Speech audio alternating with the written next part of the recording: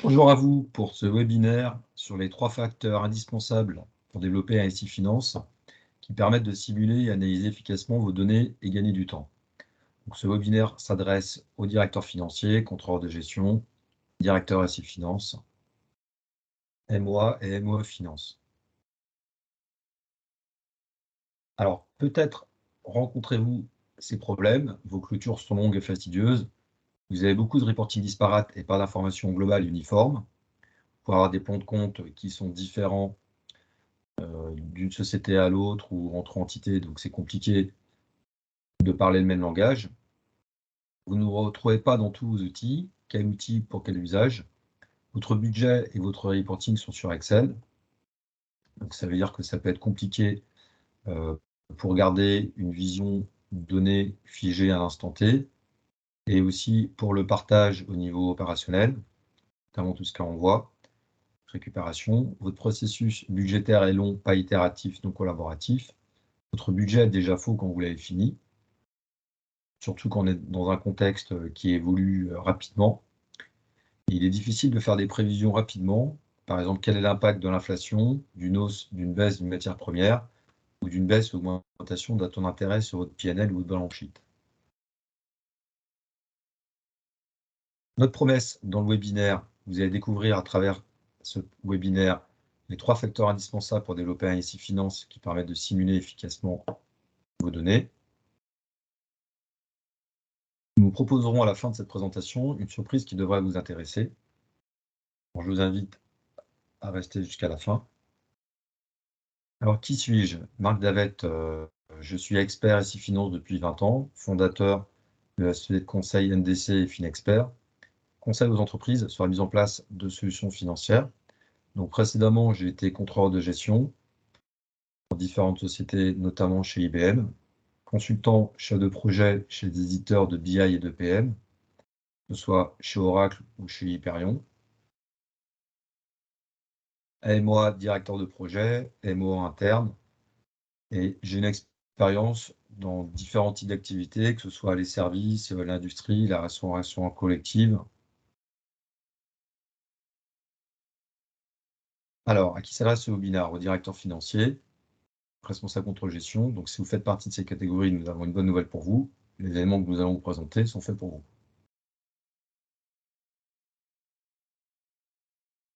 Alors, imaginez que vous puissiez simuler et analyser facilement vos données.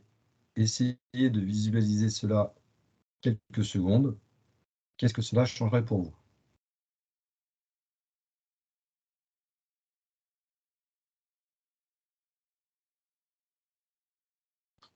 Alors, comment avez-vous simulé l'effet Covid? Est-ce que ça a été facile? Comment vous auriez aimé de pouvoir le faire? Ou, en ce moment, que se passe-t-il si le prix du blé augmente de 30% ou si le prix du gaz et du pétrole augmente de 40% sur votre compte de résultat à votre PNL? Ou que se passe-t-il si j'augmente mes salaires pour certains types de population de 3% l'an prochain? Que se passe-t-il si je signe un contrat avec un nouveau client? Ce contrat est-il rentable? Et quel est l'impact sur le compte de résultat, le bilan de la société? Enfin, je suis en réunion et on me demande quel est l'EBIT de tel magasin ou de tel site.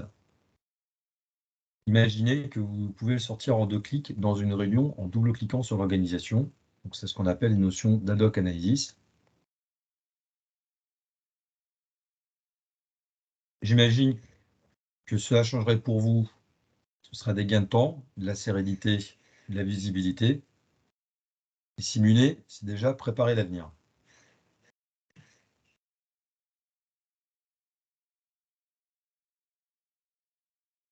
Alors, voici les 3 facteurs indispensables pour développer un SI Finance qui permettent de simuler et analyser efficacement vos données.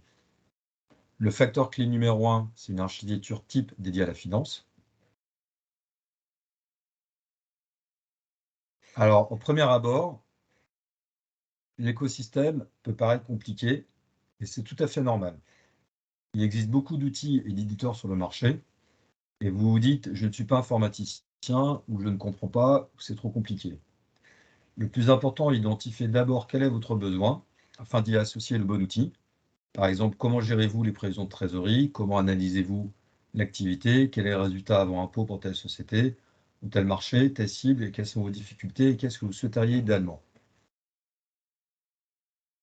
J'ai l'exemple d'un client des services qui souhaitait pouvoir simuler son compte de résultat facilement avec des variations de périmètre, achat, cession ou des variations de matières premières pour l'alimentation, ou un client de l'industrie qui souhaitait simuler le coût de ses produits et la marge suivant la variation du coût des matières premières.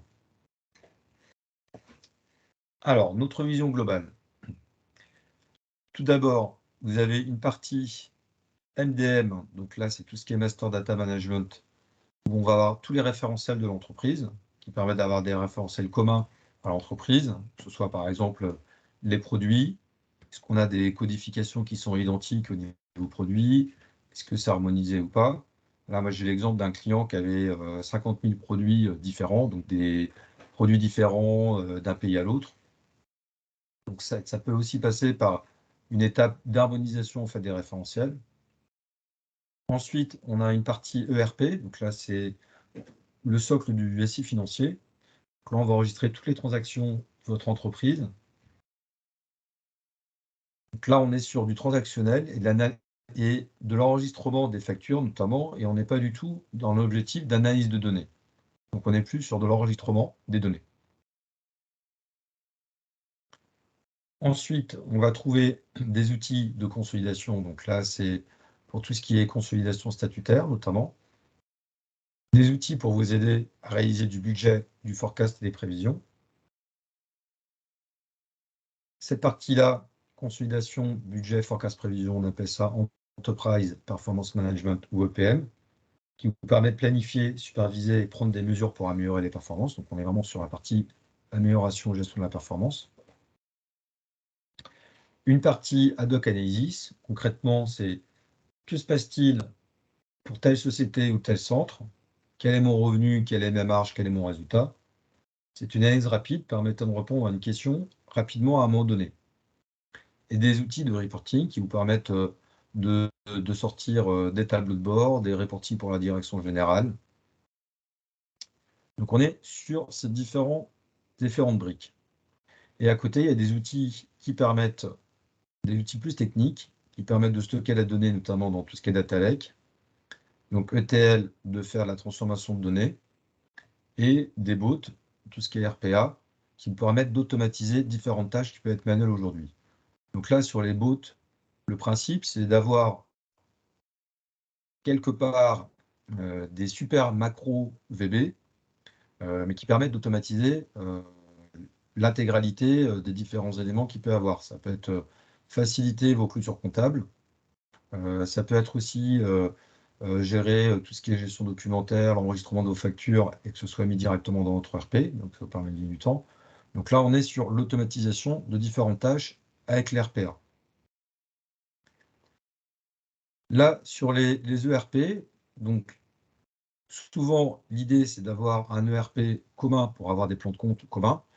Moi, j'ai le cas d'un client qui avait plein d'ERP différents, parce qu'en fait, il faisait beaucoup d'acquisitions de sociétés avec des ERP différents. Donc, plutôt que de vouloir mettre en place un ERP commun, ce qu'ils ont fait, en fait, ils ont conservé les ERP des différentes sociétés, et ils ont mis en place des outils de mapping qui leur permettaient en fait de remonter les informations dans leurs outils de performance management et d'analyser après avec un plan de compte commun unique à partir de mapping et de plan de compte.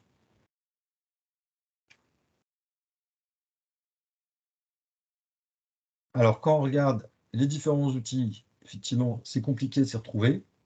Il y a de nombreux éditeurs de logiciels comme SAP, Oracle, IBM, donc là, c'est les trois gros, et des acteurs spécialisés comme Anaplan sur la simulation, la prévision et aussi Pigment, une solution qui monte, ou Microsoft pour la partie reporting et analyse de données. Donc là, Microsoft, aujourd'hui, c'est le leader sur le marché. Donc on retrouve les fonctionnalités qu'on peut retrouver dans Excel, embarquées dans le web notamment, à des coûts qui sont relativement intéressants. Alors, sans doute, vous posez-vous des questions, de se dire par quoi dois-je commencer? Alors, ce qui est important, déjà, c'est de se dire quelle est ma priorité. Quel budget puis-je allouer et quel temps puis-je y consacrer? Est-ce que vous avez du temps pour y consacrer ou est-ce que vous avez très peu de temps et vous voulez que ce soit quelqu'un d'autre qui gère pour vous? Donc, c'est plus une question de priorité de pain point. Donc, aujourd'hui, quelle est la partie qui vous pose le plus de problèmes? Est-ce que c'est la partie prévision, budget, la partie reporting, la partie réconciliation, la partie harmonisation? Est-ce que c'est une partie automatisation? Voilà quelques éléments que vous pouvez vous poser en termes de réflexion et de priorité derrière.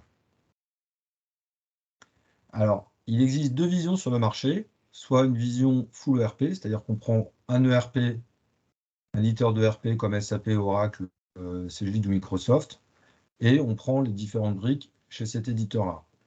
Donc là, l'avantage, c'est que, en théorie, vous avez une solution qui est complètement intégrée. Dans les faits, ce n'est pas tout à fait le cas. Après, l'inconvénient, c'est que vous avez une capacité de négociation limitée, parce que vous êtes dépendant d'un seul éditeur, et qui ont des tarifications à l'américaine. Donc, c'est relativement difficile de renégocier derrière des contrats. Et l'inconvénient de cette solution-là, c'est que vous pouvez avoir des technologies qui sont plus ou moins obsolètes, parce que les éditeurs d'ERP n'ont pas forcément investi énormément en R&D sur ces parties-là. Je prends notamment l'exemple sur tout ce qui est consolidation, prévision, budget. Bon, après, vous avez une deuxième stratégie qui est de prendre les meilleures briques du marché, donc là, les pure players, donc là, qui vont devoir s'intégrer avec le ERP, donc là, il y a des outils natifs sur le sujet. Et là, vous avez des grosses capacités aussi de calcul en temps réel. C'est-à-dire qu'avec les outils du marché, quand vous rentrez une donnée, automatiquement, tout se recalcule en temps réel. Donc, pas besoin de cliquer sur des boutons, c'est vraiment du temps réel. Alors, toutefois, sur la partie best of breed, il y a un point d'attention quand même qui est de garder une cohérence globale. Il faut réfléchir à l'architecture globale de l'entreprise pour garder une cohérence globale au sein de l'entreprise. Donc, c'est toujours un outil pour un besoin. Alors, on s'aperçoit effectivement qu'il y a de nombreux outils disponibles. Donc, c'est toujours la même question, hein, quel est le meilleur choix pour vous, pour quel usage, pour quel besoin? Et les outils que vous allez prendre sont conditionnés aussi par la taille de votre société, le nombre de filiales que vous pouvez avoir. Par exemple, une société qui a 2000 ou 3000 filiales ne prendra pas la même solution qu'une société qui a une dizaine de filiales, par exemple. J'ai aussi le cas d'un client qui a environ 100 000 salariés. Les produits utilisés ne seront pas forcément les mêmes.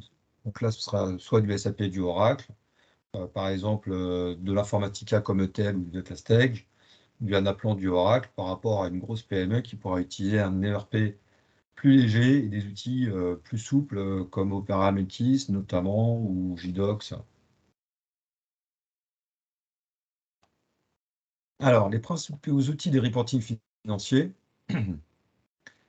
on constate une évolution des plateformes, donc intégration cloud et data-vis fluide. C'est-à-dire que là, vous n'avez plus besoin d'installer de serveurs, donc c'est quand même beaucoup plus simple que précédemment. Donc ça veut dire que ça peut se faire sans embarquer l'IT, quand même une grosse plus-value. L'intégration à l'environnement déjà existant devient incontournable et plus rapide, parce qu'il y a des connecteurs qui sont directement faits sur les différents systèmes. Et l'analytics a augmenté, c'est-à-dire que là, dans ces outils-là, on va pouvoir avoir des suggestions d'analyse, des modélisations, des requêtes en langage naturel. Et ces outils sont complètement intégrés à Office et Excel. Donc on voit que là, les principaux leaders du marché, c'est Microsoft et Tableau, même si les solutions Qlik ou SAS ou SAP ou Oracle peuvent être intéressantes. Bon, à noter que Salesforce a baissé puisque ça a été racheté par Tableau dernièrement. Alors, sur la clé 3, les principaux outils de simulation, forecast et budget EPM. Moi, j'aime bien cette phrase de Jean-Baptiste Neal, qui est le fondateur de Pentafi. Let's say BI is a powerful camera to make data analysis, while EPM is a GPS to drive the business and take decision. Pour moi, c'est exactement ça. C'est-à-dire que tout ce qui est BI, tout ce qui est outil d'analyse ou de reporting, c'est comme une caméra qui vous permet d'analyser vos données, pendant que l'EPM, tout ce qui est gestion de la performance, c'est plus un GPS qui va vous permettre de piloter votre business, prendre des décisions. Donc sur cette partie FP&A, quand je dis FP&A, c'est plus ces plateformes dédiées au contrôle de gestion. Là, on constate une évolution des plateformes. Donc il y a des capacités de simulation et de budget en temps réel, une extension des fonctionnalités en dehors de la finance. Donc là, par exemple, moi j'étais chez un client précédemment dans l'industrie. Donc là, on a mis en place une solution couplée avec la finance pour le contrôle de gestion et la partie S&OP, donc pour gérer en fait aussi la production au niveau des usines et dans un troisième temps, couplé avec la partie commerciale SS. Comme ça, en fait, on a une boucle magique, itérative, qui permet d'avoir une prévision des ventes, de prévoir l'impact sur le PNL et les marges qu'on peut avoir associées, et de gérer la production aussi en quasi temps réel. Bon, ça, ces problématiques-là sont adaptées actuellement, parce qu'on était précédemment sur des stratégies de zéro stock, et maintenant, on s'oriente plus vers aussi une augmentation des stocks, justement, pour pouvoir gérer des pénuries. Donc, des solutions cloud, donc ça, c'est vraiment la tendance du marché. C'est-à-dire, il n'y a plus besoin de rien installer côté IT. Donc, c'est-à-dire que c'est des solutions qui peuvent être mises en place directement par le métier sans embarquer l'IT. Donc, ça, c'est quand même très, très, c'est plus facile. Et du reporting qui est intégré directement dans le management. Donc là, il y a quelques leaders qui émergent, notamment les solutions Oracle, Workday, Anaplan. Il y a des solutions qui sont adaptées pour des structures plus petites aussi, que ce soit JDocs ou Board. Donc ça, c'est une solution intéressante. Et la solution Pigment. Dans ce que nous avons ensemble, il existe différentes solutions pour construire, optimiser une architecture type dédiée à la finance qui soit optimale. Les principaux outils de reporting financier, les principaux outils de simulation forecast et budget. Donc si vous avez des questions, vous pouvez le mettre dans le chat.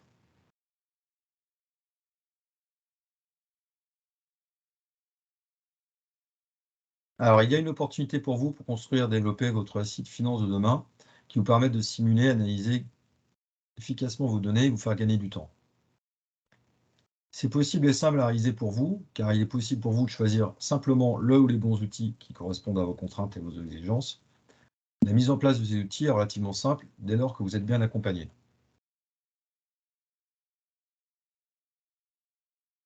Les bénéfices de la mise en place de ce type d'environnement pour vous: des temps de clôture raccourcis, un outil unique pour un besoin, des process budgétaires raccourcis, des prévisions, simulations rapides à réaliser. Ah, je vois aussi un commentaire, il y a de l'information unique, effectivement, ça c'est important. L'information consolidée unique. Des données qui sont aussi stockées, c'est-à-dire que là, vous pouvez récupérer la vision qu'il y avait sur une période précédente. Alors vous avez deux choix. Soit vous faites seul, ou soit vous faites appel à un expert qui l'a déjà fait, qui vous fera gagner du temps et de l'argent. Voilà un exemple de ce que nous faisons chez nos clients. Nous accompagnons nos clients à déterminer et choisir des solutions qui leur conviennent en 6 semaines.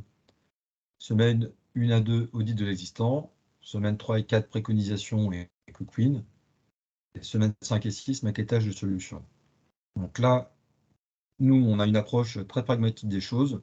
C'est-à-dire que rapidement, on veut vous montrer des solutions et vous embarquer directement dedans sans éviter, pour éviter les effets tunnels. Nous travaillons avec les personnes qui sont pragmatiques, qui veulent se doter de bons outils pour pouvoir plus facilement se projeter dans l'avenir et avoir des résultats rapidement.